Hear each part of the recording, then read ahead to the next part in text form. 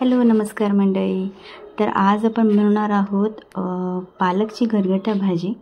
तर इथे मी एक जोडी पालक धुवून स्वच्छ कट करून घेतलेला आहे. आणि आता आपण त्यासाठी थोडासा कांदा, मी 2 कांदे मीडियम आकाराचे चिरून घेतलेले आहेत. 2-4 पाकळ्या लसणाच्या आणि एक टोमॅटो असं कट करून घेतलेला आहे.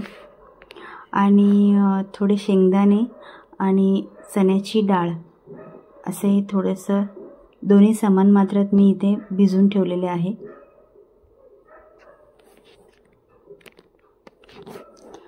तर आता सगळ्यात पहिल्यांदा आपण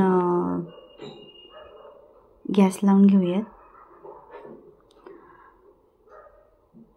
गॅस चालू केल्याच्या नंतर आता आपण सगळ्यात पहिल्यांदा कुकरमध्ये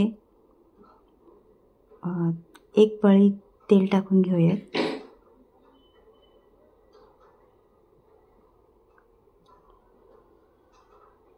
तर आपला कुकर गरम झालेला आहे. तर आता आपण त्यामध्ये एखादं पळी तेल टाकून घेऊयात.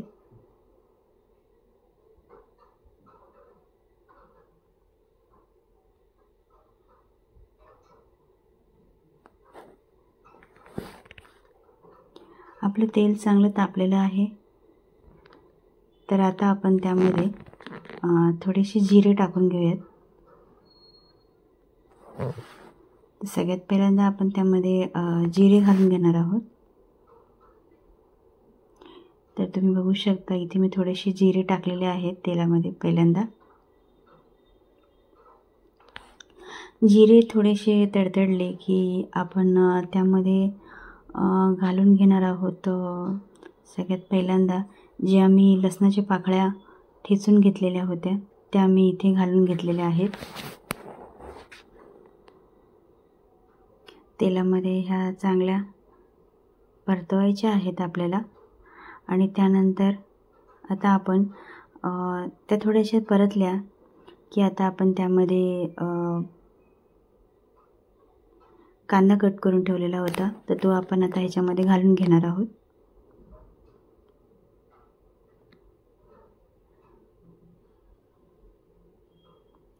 तर आता आपण ह्याच्यामध्ये कांदा घालून घेतलेला आहे. तर आता हा तेलामध्ये कांदा चांगला परतवायचा आहे. लसूण आपला चांगला गोल्डन ब्राऊन झालेला आहे.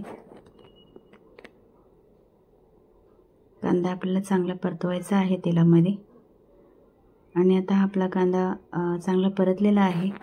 तर तो कांदा अजून थोडासा सॉफ्ट होण्यासाठी आपण त्यामध्ये मीठ घालून घेणार आहोत, जेणेकरून तो कांदा जो आहे तो अजून सॉफ्ट होईल. तर इथे अशा पद्धतीने मी मिक्सअप करून घेत आहे. कांदा आपल्याला चांगला तेलामध्ये परतून घ्यायचा आहे. आता इथे चांगला कांदा परतला गेलेला आहे. त्यानंतर आता आपण त्यामध्ये घालणार आहोत थोडीशी हळद,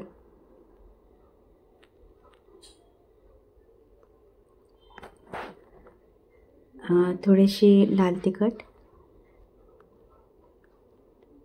आणि इथे मी घरगुती काळा मसाला आहे हा 1 चमचा. साधारणतः हे छोटे छोटे आकाराचे हे चमचे आहेत. तर तुम्हाला हवं असल्यास तुम्ही कमी जास्त तिखट करू शकता तुमच्या आवडीनुसार.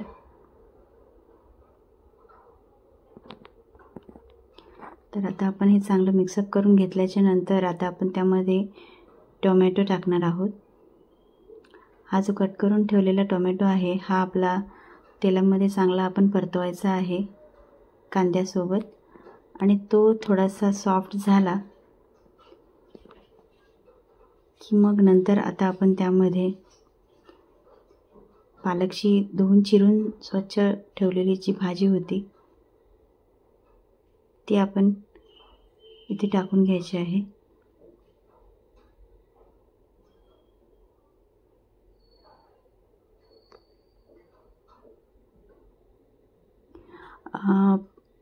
कुकरमध्ये लावण्याचं कारण इतकंच आहे की गरगटा भाजी ही चांगली शिजली गेली पाहिजे, त्यामुळे मी इथे कुकरचा वापर करत आहे. पण जर तुम्हाला कुकरचा वापर करायचा नसेल तर तुम्ही कढईत देखील ही भाजी बनवू शकता. आपण जे ह्याच्यामध्ये वरतून शेंगदाणे आणि चण्याची डाळ जी भिजत ठेवलेली आहे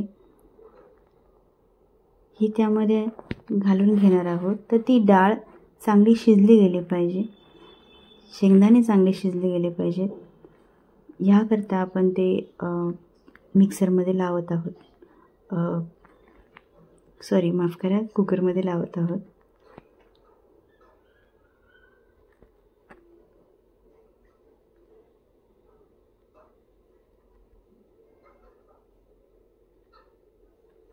तर आता ही भाजी चांगली परतून घेतलेली आहे आपण.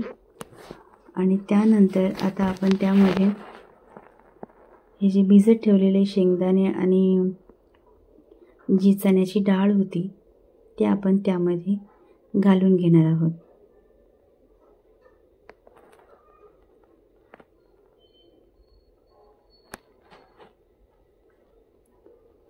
हे हवं असेल तर तुम्ही एखाद तासभर अगोदर भिजत ठेवू शकता. तासभर अगोदर भिजवल्याने तुमची डाळ ही पटकन शिजेल, जास्ती वेळ लागणार नाही.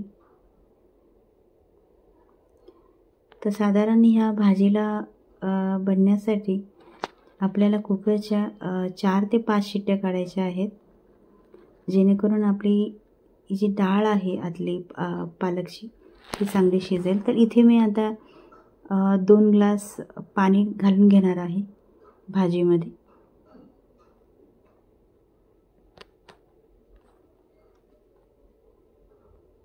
आणि आता हे आपल्याला चांगलं मिक्सअप करायचं आहे.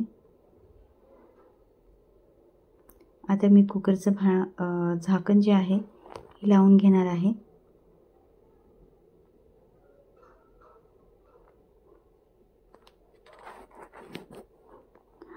त्यानंतर आता आपण इथे त्याच्यामध्ये थोडंसं मी इथे शेंगदाण्याचं कूट देखील घालत आहे, जेणेकरून ती भाजी एकजीव होण्यासाठी आपल्याला मदत होते. तर आता आपण हे थोडंसं मिक्सअप करून घेऊयात आणि नंतर आपण या कुकरला झाकण लावून ठेवूयात. तर आता मी या कुकरला झाकण लावून घेतलेलं आहे. तर आता आपल्याला साधारणतः या कुकरच्या 4 ते 5 शिट्ट्या करून घ्यायच्या आहेत, जेणेकरून आपली डाळ जी आहे चण्याची ही चांगली शिजली पाहिजे. तर आता आपलं कुकर जे आहे हे 4 ते 5 शिट्ट्या झालेल्या आहेत आणि आता आपण पाहू शकतो की आपली जी भाजी आहे ही तयार आहे. तर आता आपल्याला, तुम्हाला हवं असेल तर तुम्ही अशीच खाऊ शकता, नाही तर मग आता आपण पहिल्यांदा बघूयात की ही चण्याची डाळ जी आहे ही शिजली आहे की नाही. तर तुम्ही बघू शकता ही चण्याची डाळ जी आहे ही चांगली शिजलेली आहे. तुम्हाला हवं असेल तर तुम्ही अशीच देखील खाऊ शकता भाजी, नाही तर मग तुमच्याकडं पावभाजीचं असे स्मॅशर असतं तर हे असेल तर तुम्ही यूज करू शकता, नाहीतर तुमच्याकडे रवी असेल लाकडाचा तर तुम्ही तो देखील यूज करू शकता. तर इथे मी पावभाजीच्या स्मॅशरच्या साहाय्याने इथे भाजी अशी एकजीव करून घेत आहे, म्हणजे हा आपला गावरान पद्धतीने असा हा गरगटा तयार होतो.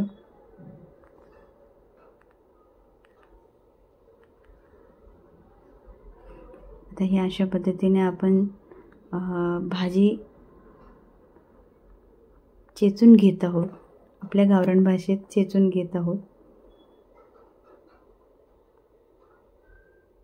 तर ही अशा पद्धतीने आपण ही एकजीव करून घेतोय भाजी.